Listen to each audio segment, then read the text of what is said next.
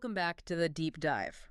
I want to start today with a very specific, very annoying feeling. I think everyone listening knows this one. Oh, yeah. It's that moment where you sit down to do something you know how to do, or at least you used to. Right. Maybe it's a piece of software or... Exactly, like opening a complex spreadsheet you built 3 years ago, Mhm. or trying to conjugate a verb in a language you literally minored in during college. It's a moment of truth. Right, and you freeze, you stare at the screen, or you stammer through the sentence and you realize it's gone. The pathways are overgrown. Yeah, and immediately, at least for me, this internal monologue kicks in.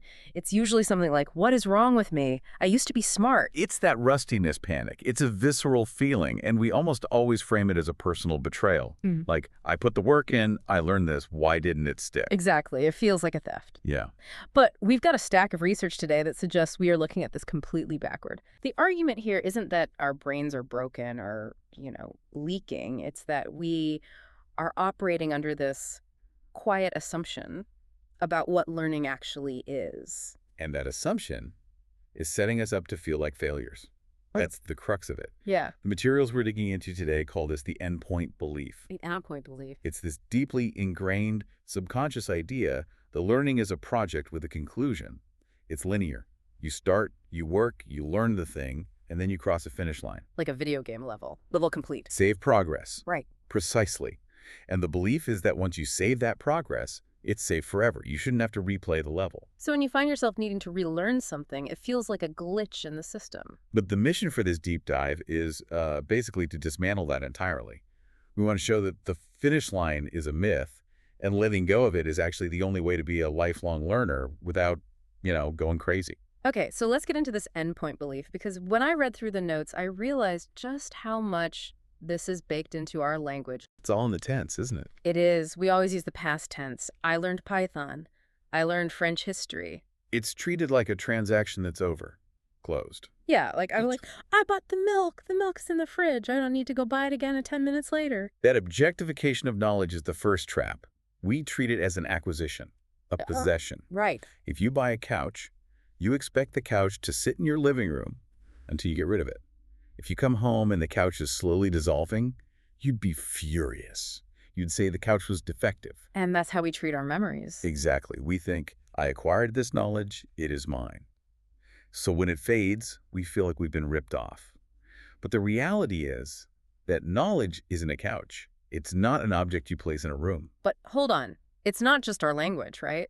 The entire way we're raised reinforces this. The whole education model is built on finish line. Oh, completely. You take the class, you pass the final. You get the degree, and then you are a master. Master of Arts. It sounds so permanent. It does. That is the structural reinforcement. Mm-hmm. The education system needs milestones to function.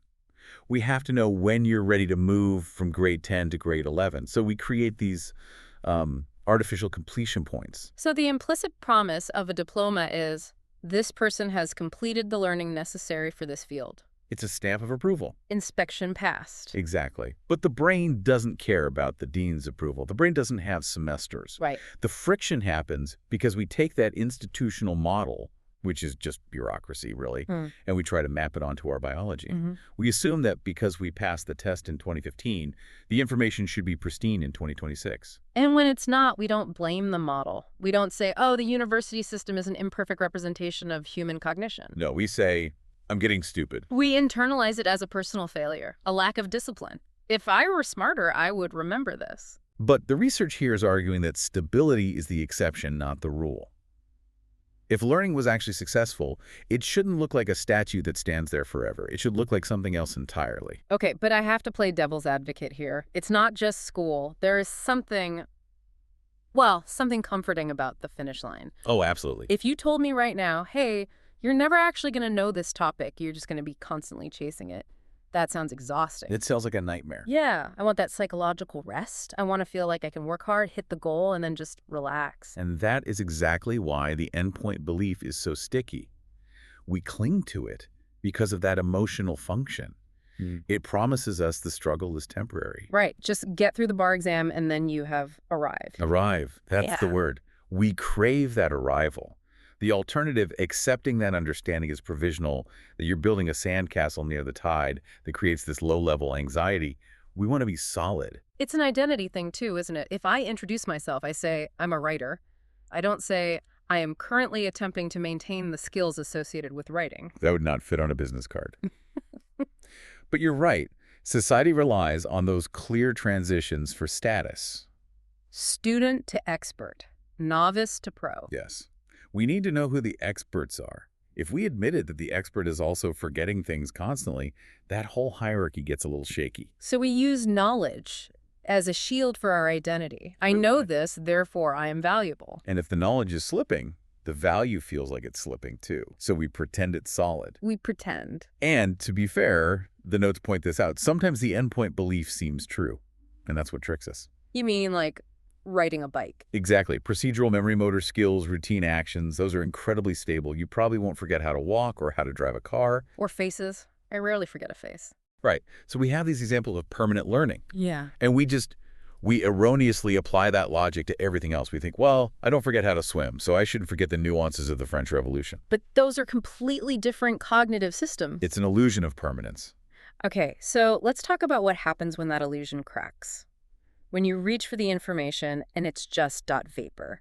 The sources describe this in a really interesting way. It's not usually that the file is just deleted, is it? No, it's rarely a total wipe.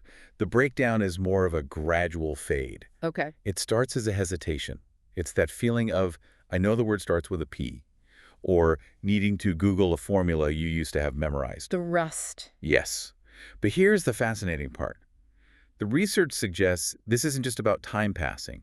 It's about a mismatch of context. Unpack that for me. Mismatch of context. So when you learned that thing 5 years ago, you weren't just storing facts. You were building this whole web of associations based on where you were, who you were with, the problems you were solving. Okay, so the knowledge was tied to that specific environment. It was optimized for that reality. Yeah. Now, 5 years later, you're in a different job, different stress, different goals. You try to pull up that old knowledge, and it just doesn't fit quite right. It feels clunky. And we interpret that as, I forgot, but it's more that the context key doesn't fit the lock anymore. That makes sense. But I want to get to the mechanism here. The reading talks about the container fallacy, and I feel like this is the root of the whole problem. It's the prevailing metaphor, right?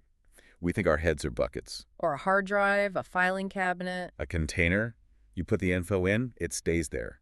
If it's not there, it must have leaked. Which implies a defect. Buckets aren't supposed to leak. Right. But the brain is not a container. It's a living system. And this is the crucial shift.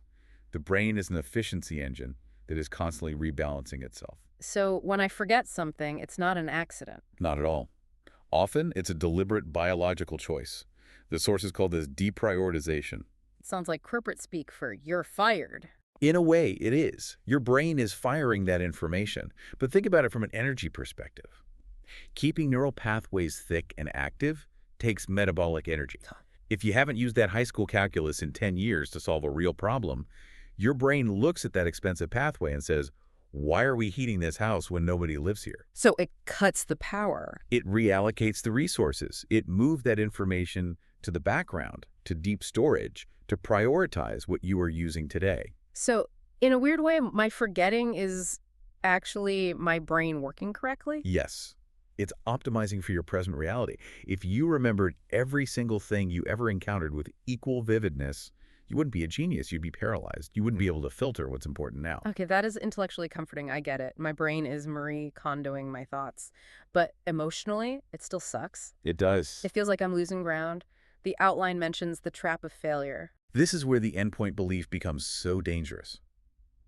If you view learning as a timeline, start to finish, then relearning looks like moving backward. It looks like regression. It feels like repeating a grade.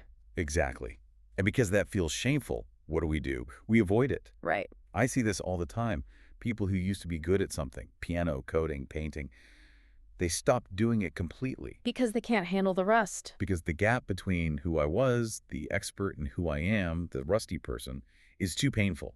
They'd rather just not play the piano than sit down, sound terrible, and feel like they've lost a piece of themselves. Yeah, that's tragic, actually. We kill our own hobbies because we're afraid of the maintenance work. We do. We treat maintenance as a sign that we failed to secure the knowledge. Yeah. But if we flip the model, if we accept the system reality, then maintenance isn't failure. It's just life. It's hygiene. Like brushing your teeth. You don't say, I failed to keep my teeth clean yesterday, so now I have to brush them again today.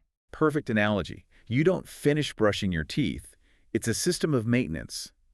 Learning is the same. So confusion isn't a sign that you're stupid. It's a signal that the system is reorganizing. So if I sit down at that spreadsheet and I'm confused, that's just the brain saying, hold on, let me boot this back up and re-index. It's the loading wheel. Okay. It's not a crash. And if you push through that initial friction, it usually comes back faster than the first time. Usually, yeah. It's never truly starting from zero. That's because the pathway is still there. Mhm. It's just overgrown. You're clearing the brush. But you have to be willing to be the person clearing the brush. Rather than the person standing at the finish line holding a trophy. Exactly. This requires a pretty big identity shift, though. You have to stop trying to be the expert and start being... What? A practitioner. Or just someone engaged with change. It's a shift from a static identity, I am this, to a dynamic one, I am doing this. It's quieter, less ego-driven. But it's sustainable. It sounds a bit like mindfulness. Just being present with where your brain is at right now. It is. And that leads us to the final mental model in the source material, which I think is the most useful tool here, the climate analogy. I liked this one. It moves us away from that path metaphor entirely. Right. We usually think of learning as a path up a mountain. You climb, you reach the summit, you plant the flag, done. Mm-hmm. The source suggests, don't think of it as a mountain. Think of it as a climate. Okay, lay this out for me. How is learning a climate? Well, a climate has weather. It has seasons. Conditions fluctuate. You have days of high visibility, sunny, clear, you feel sharp, you remember everything. And you have days of fog. The days where you feel like you're wading through mud. Exactly. Now, in a climate, you don't look at a rainy day and say, the sky is broken, it failed to be blue. You just say, it's raining. You adjust your behavior, you put on a raincoat, you drive a little slower. So forgetting or feeling rusty is just bad weather. It's a changing conditions. Maybe you're tired. Maybe you haven't engaged with the material in a while, so a fog has rolled in. The key is that stability is temporary by design. The weather will change. This changes the goal then. If I'm on a mountain, the goal is the summit. If I'm in a climate, what's the goal? The goal is remaining oriented. Remaining oriented. It's navigation. It's knowing where you are relative to the landscape, regardless of the weather. If it's foggy, if you're rusty, you don't panic. You check your compass. You take small steps. You review the basics. You wait for the clarity to return. It's so much more forgiving. It means I don't have to be on all the time. You can't be. It's biologically impossible to be in a state of peak mastery for every subject you've ever learned, every second of every day. That's not how the ecosystem works. So practically speaking, let's say I'm that listener from the beginning. I'm trying to speak Spanish and I sound like a toddler. Using the climate model, instead of getting angry, I should just acknowledge the fog. Acknowledge the fog and step into it. Say, okay, conditions are low visibility right now. I'm going to focus on just getting this one sentence right. You lower the stakes. You stop trying to defend your status as a fluent speaker. And just engage with the activity of speaking. You take off the expert hat and put on the learner hat. And ironically, that's how you get the skills back, by not fighting the reality of the system. It really reframes the whole concept of maintenance. It's not a chore, it's just how you live in the environment. It keeps you curious, too. If you aren't afraid of losing your status, you're more willing to be a beginner again. It turns the world back into a playground instead of a test you're afraid of failing. I love that. It takes the fear out of the equation. Really does. We're almost out of time, but I want to leave everyone with one specific thought from the source material that really hammered this home for me. Oh, I know the one. It said, learning doesn't end, not because we failed to complete it, but because it was never meant to be completed. It is simply how a mind lives in a changing world. That's it. It's not a bug. It's the operating system. So the next time you feel that rust, don't panic. You aren't broken. The weather's just shifted. Put on your raincoat and keep walking. Thanks for diving in with us. See you next time.